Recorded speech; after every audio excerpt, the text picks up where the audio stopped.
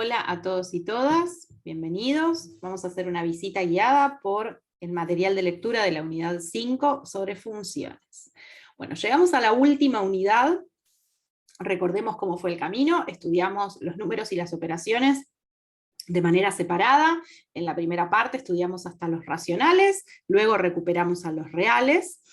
En el medio también estudiamos polinomios, y ahora casi que como una síntesis de esas primeras 3 unidades, también estudiamos ecuaciones, o un poco tratando de ver si podíamos esbozar una teoría para resolver cierto tipo de ecuaciones. Nos metemos ahora con un nuevo objeto matemático, que son las funciones. Entonces, yo diría que por lo pronto en este curso tenemos 4 objetos matemáticos de diferente naturaleza, algunos de ellos emparentados, pero de diferente naturaleza, que son los números, los polinomios, las ecuaciones y las funciones.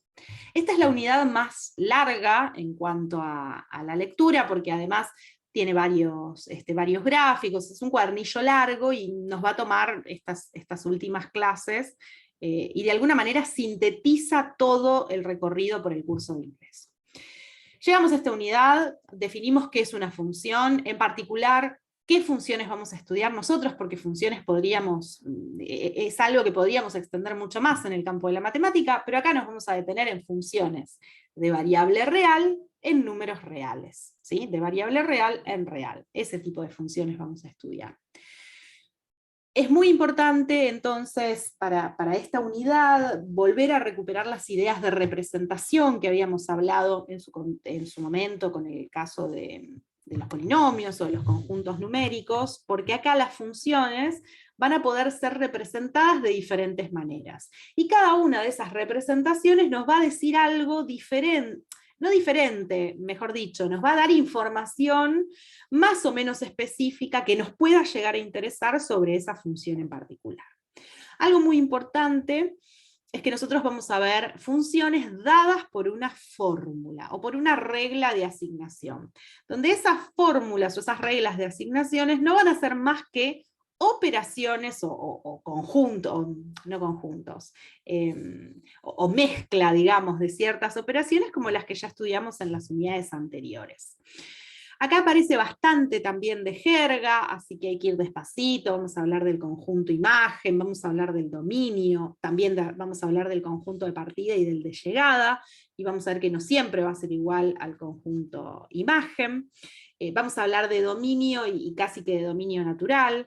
Recuerden este cuadro que habíamos visto en la unidad sobre números reales, vuelve a aparecer, porque si vamos a estar trabajando con funciones reales que agarran un numerito real, hacen un conjunto de operaciones y devuelven un numerito real, necesitamos tener bien en cuenta qué operaciones podemos hacer que estén bien definidas en el conjunto de los reales.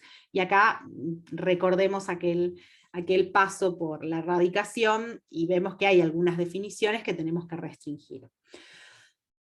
La primera de las representaciones que vamos a dar de las funciones son con las tablas. Pero como toda representación, ya lo dijimos, es limitada. O sea que muchas veces la tabla no va a terminar de contarnos, de darnos información que pueda hacernos útiles para poder describir a una cierta función. Y hay algunos ejemplos acá que vamos a estudiar de cuándo las tablas sirven, a veces cuándo no. Como siempre, ejemplos por montones, eso despreocúpense, también videos en el canal de YouTube paso a paso. Las postas y algunas de las preguntas para discutir juntos, ténganlas ya comentadas en sus apuntes para poder trabajar en la clase sincrónica con los profes y hacer un poco de ida y vuelta, ¿sí? Para que no sea solo una lectura, sino una conversación con este nuevo tema. Quizás recuerden de la escuela secundaria que a las funciones les hacíamos un gráfico, ¿no? Bueno, hay que definir bien qué es el gráfico de la función, que no es la función, ¿no? Es también una de las posibles representaciones que vamos a poder hacer, así como lo habíamos hecho en su momento en la tabla. Pero bueno, el gráfico suele ser una representación más potente, más poderosa, pero también más difícil de conseguir que una tabla. Entonces, es una instancia para detenerse incluso a ver qué significa graficar. Entonces vamos a repasar cómo es el sistema de representación cartesiano, que es el que estamos viendo acá, cuáles son las coordenadas de los puntos, algo de jerga también va a aparecer, cómo llamamos a cada uno de los objetos de ese gráfico, cómo ubicamos puntos en el plano, y por último llegaremos a la representación de algunas funciones. Con un salto casi que de fe, porque de nuevo el curso tiene unos ciertos objetivos que probar algunas cosas escapan a esos objetivos, entonces vamos a poder dar representaciones en principio aproximadas. Y después en los primeros cursos de matemática que tengan o de materias afines, seguramente van a poder ir afinando esta idea. De todas las funciones posibles, vamos a estudiar las funciones, en particular las funciones polinómicas. De nuevo, en algún momento estudiamos polinomios, después vimos ecuaciones polinómicas, que no eran lo mismo que los polinomios. Estaban relacionados, pero no eran lo mismo. Y ahora vamos a estudiar funciones polinómicas, que no son ni polinomios ni ecuaciones polinómicas. Son funciones polinómicas, con sus características, con sus estilos de representación y demás.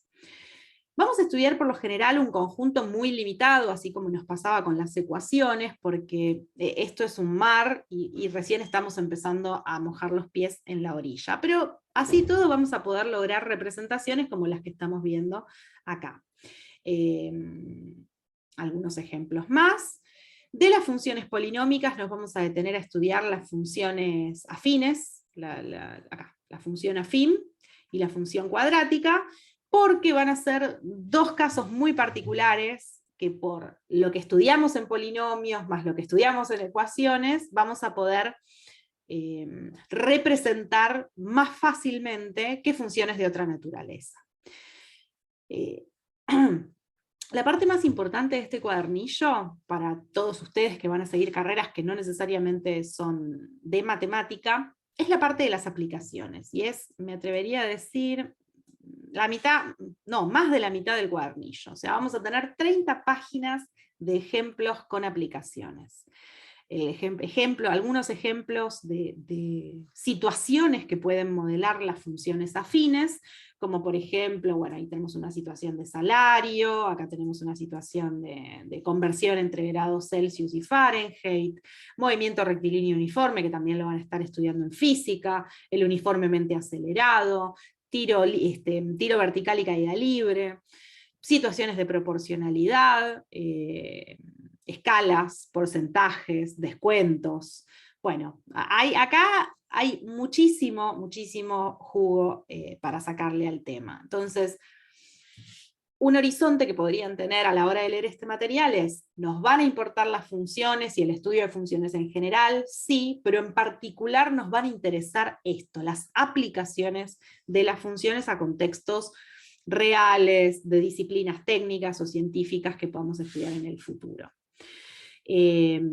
Por último, la función cuadrática con su estudio, con todo lo que ya sabemos de polinomios y de ecuaciones cuadráticas y de valor absoluto de las unidades pasadas, su representación, los elementos notables y aplicaciones. Buscar máximos y mínimos, porque es una característica propia de esta función.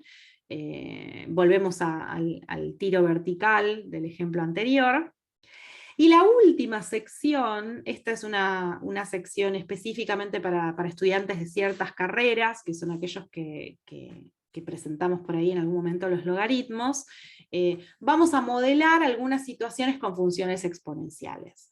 No vamos a hacer teoría sobre funciones exponenciales, sino que vamos a presentar la función exponencial a partir de contextos reales, desde modelando crecimientos de poblaciones o crecimientos de bacterias, que es un caso típico que se puede modelar con esta situación, hasta situaciones un poco más estrafalarias, como el crecimiento del modelo logístico,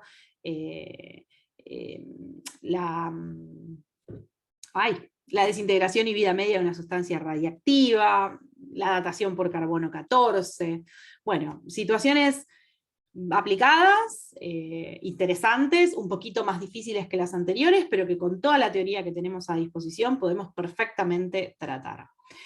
Como siempre al final van a tener una sección de actividades. Esta sección de actividades no va a tener situaciones de aplicación a contextos reales. O sea, van a ser ejercicios descontextualizados, porque estos son los que se les van a requerir a través de la evaluación por plataforma. Sin embargo, más allá de que esto es lo que se les va a evaluar, en esta cátedra consideramos que lo más importante que podrían llevarse de este curso de ingreso para ustedes, para sus futuras carreras, más allá de las cuestiones prácticas y las habilidades y la técnica que podamos desarrollar en el curso, es esto, es empezar a pensar a la matemática como una herramienta que puede ser útil, requerida en diferentes disciplinas técnicas y científicas que ustedes van a estudiar.